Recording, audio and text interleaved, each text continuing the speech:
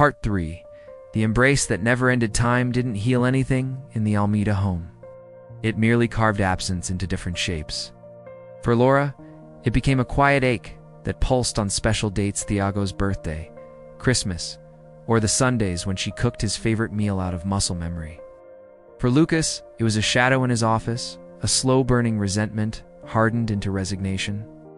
He carried the secret of the email like a stone in his pocket, something he touched in his mind every day but never dared to reveal. For Eduardo, time was a chisel. Each day cut a deeper line into his face and bent his back a little more. Almeida and Son construction kept running, but the end son had begun to feel like a bruise. Lucas was an exceptional partner, steady and responsible. But Eduardo could see the weight he carried, the burden of the missing son. The joy of building had drained away. Now Eduardo merely endured. Most nights, he sat on the condo balcony overlooking the city lights. He didn't think about budgets. He thought about the cold lasagna night, about the determined glint in Thiago's eyes. Where was he now? Hungry, scared, homeless, or still chasing illusions in Miami? When news reports of collapsing crypto schemes reached him, he felt a chill, then forced it away. My son is smart, he told himself. He wouldn't fall for something like that. But the truth was simpler. He was terrified to know. It happened on an autumn afternoon under a sky ready to unleash one of Rio's sudden violent storms. The front desk intercom buzzed. "Mr. Almeida, there's a young man downstairs. Says he's your son, but he looks rough. Should I let him up?" Eduardo's blood turned to ice. His hand trembled. "What's his name?" "He says he's Thiago, sir." The world tilted. Laura rushed to his side when she saw his face drain of color. "Eduardo? What is it?" "Thiago," he whispered. Chaos followed. Laura covered her mouth, trembling with a mix of hope and dread. Lucas shot up from his desk.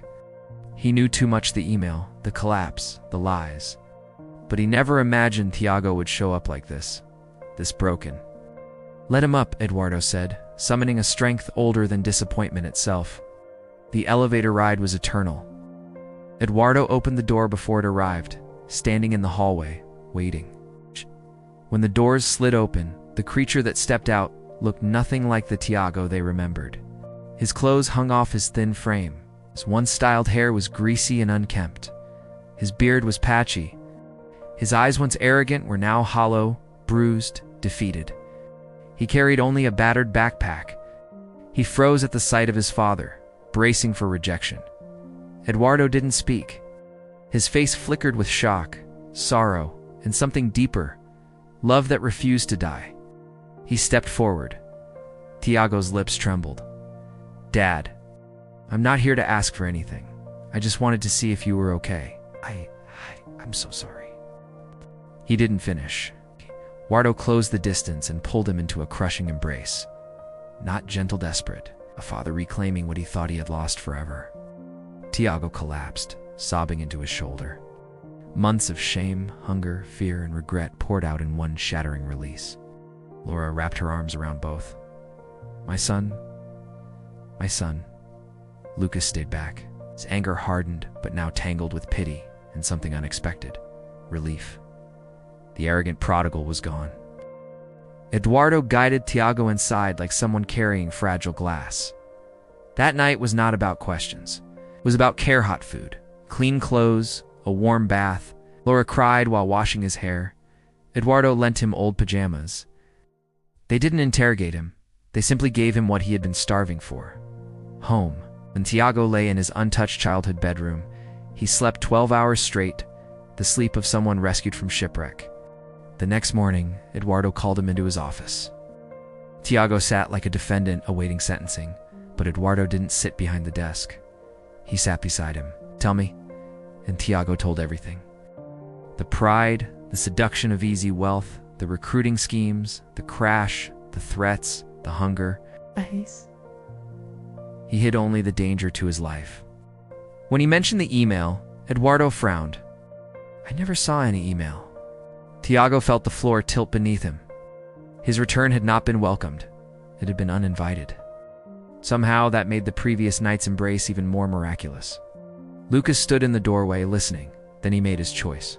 He entered the room, placed a printed copy of the email on the desk, and then slowly laid down a pile of documents, reports, internal leaks, evidence of Thiago's involvement in the fraudulent fund. New Lucas said, "I didn't show you because I didn't want to break you." Silence swallowed the room. Thiago stared at the papers, horror filling his face. This was the total inventory of his collapse. Eduardo looked at the documents, then at Lucas, then at Thiago.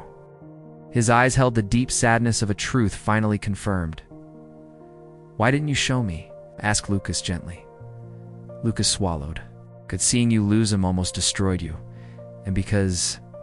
His gaze finally met Thiago's, because he needed to reach the bottom on his own. To wake up. And he did. Eduardo inhaled slowly, then pushed the pile of papers aside. "This," he said, pointing to the documents, "is consequences. We will face them. Lawyers, settlements, whatever it takes. We'll spend the rest of your life making amends, Thiago." Thiago nodded, tears streaming. "But this," Eduardo said, placing a hand over his chest, "is my son, and my son came home." So yesterday's a day of celebration. That evening, Eduardo prepared a small dinner. It was not shallow forgiveness. It was a ritual of re-entry. Lucas remained distant, sitting rigid at the table, the faithful son overshadowed again. Later, Eduardo found him on the balcony. "Destroyed you," Lucas said quietly. "You welcome him with a feast." Eduardo's voice was steady. "I'm not celebrating what he did. I'm celebrating that he stopped, that he survived." The parable isn't about the money. Lucas, it's about the joy of being found, and me. Lucas asked, voice cracking. "I never left. I worked. I carried everything." It gets a celebration. Eduardo placed both hands on his shoulders. "Lucas, everything I have is yours. You are the rock. If you didn't stay out of duty, you stayed out of love. That is your inheritance. No one can take it from you." Lucas felt those words settle like balm on an old wound. "But today," Eduardo continued, "we celebrate rescue." Later that night, Lucas watched Thiago sleeping peacefully for the first time in years. The anger didn't vanish, but something larger began forming around its understanding. An anchor does not envy a storm-tossed ship. It's grateful the ship made it back. The next morning, Lucas walked into the kitchen.